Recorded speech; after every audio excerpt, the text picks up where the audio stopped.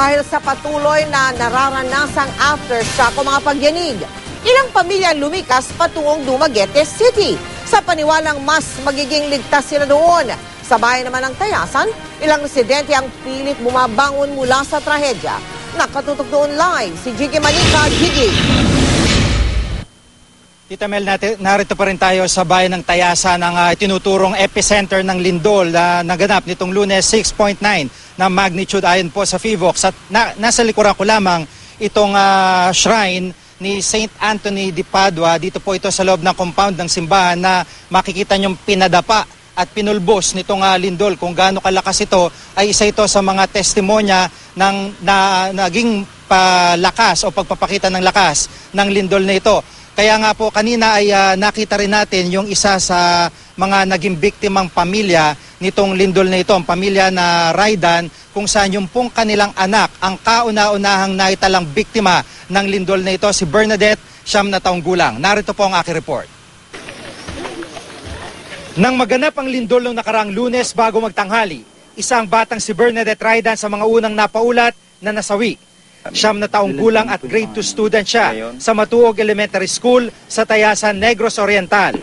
Nabagsakan siya ng gumuhong pader habang sinusubukan tumakbo palayo habang niyayanig ang kanilang lugar ng 6.9 magnitude na lindol.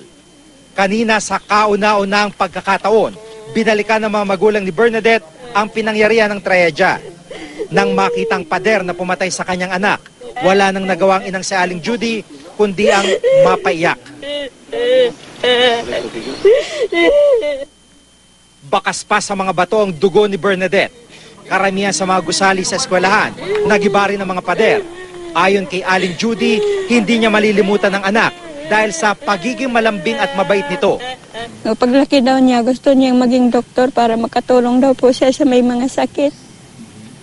Ano po pang mangyari dito? Wala naman po, wala namang maabot ng anak ko. Wala na. Mahal ko po yung anak ko. Pinagmamahal ko po. Nailibing na kahapon si Bernadette at tanging panalangin ang pabaon ng kanyang mga magulang. Yung panalangin ko, mahalangit siya. Sa isang kanto sa bayan ng Ayungon, namataan namin ang kumpol ng mga taong ito. Sila ang pamilya Capio at Baflor na nag-abang na masasakyan papuntang Dumaguete. Kasama ang 11 nakatatandang magkakapatid, 20 mga anak at pamangkin. At ang kanilang nanay, lumikas ang buong pamilya mula sa bayan ng Gihulngan, Negros Oriental, dahil sa patuloy pa ring paglindol sa kanilang lugar.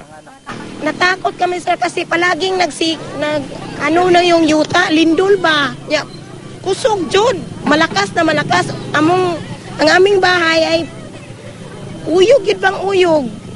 Parang may bomba sa ilalim ng lupa. Bakit man nasabi yun? Dahil may putok, parang may putok sa ilalim. Isa sa mga kasama nilang lumikas ang kamag-anak ni si Jermeline, kasamang wala pang 1 buwang gulang na anak. Bagamat nakakaranas pa rin ng aftershocks ang Dumaguete, minabuti na muna nila lumikas doon kung saan sa tingin nila ay mas ligtas. Iniwan na nila kanilang mga lagang hayop habang ang mga bahay nila tuluyan na ring nawasak. Sa Ayungon, bakas na bakas ang tindi na lindol.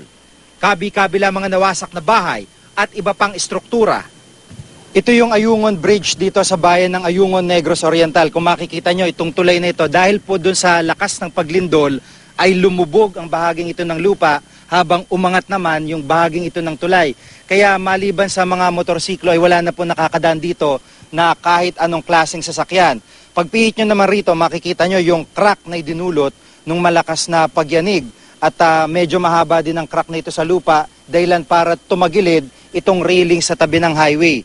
Pero dito sa bahaging ito naman ay nagkabitak-bitak yung riprap sa tabi ng daan. At makikita nyo, bitak-bitak, itong ang tubo ng tubig dito naputol na kaya wala na halos magamit pa o mapakinabangan sa mga ito. Kaya sa ngayon wala pong dumadaan na mga sasakyan maliban na lamang kundi mga motorsiklo. Sa isang bahagi ng bayan, pila mga tao sa pagkuha ng mga padalang pera ng mga nakabalita nilang kamag-anak. Abala rin ang mga tao sa pamamahagi ng bigas, mapadonasyon man o galing sa mga sarili nilang bulsa para sa kanilang kababayan.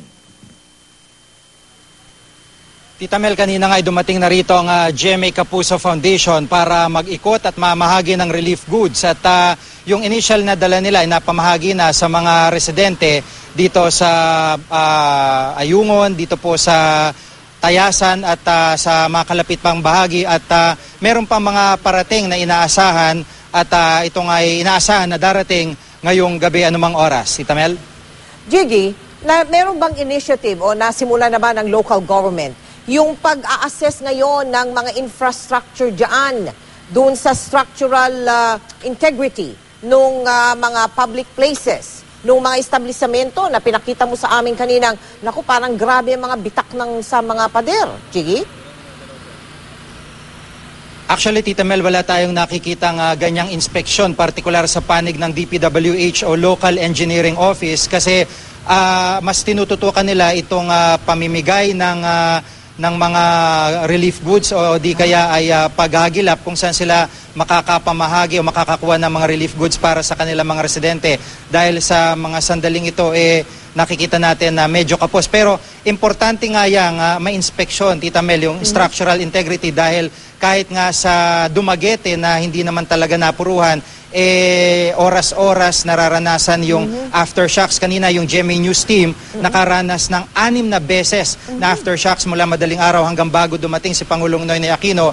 Kaya napaka-importante na maging part ng team, ang inspection team, itong mga engineers upang matutukan nga ang structural integrity. Pero sa ngayon, ang ginagawa ng mga residente dito, partikular sa Tayasan, ay dito na muna sila sa parke o sa plaza nila at upang hindi na raw mabagsakan sakali mang magkaroon ng aftershocks dahil may mga naninirahan sa kabundukan at ang problema naman doon ay paggulong na malalaking bato kung sakali mang magkakaroon muli ng mga aftershocks. Tita Mel? Gigi, pinagbibigay alam ko lang sa iyo, no? Patuloy na darating dyan ang mga relief goods ng GMA Kapuso Foundation.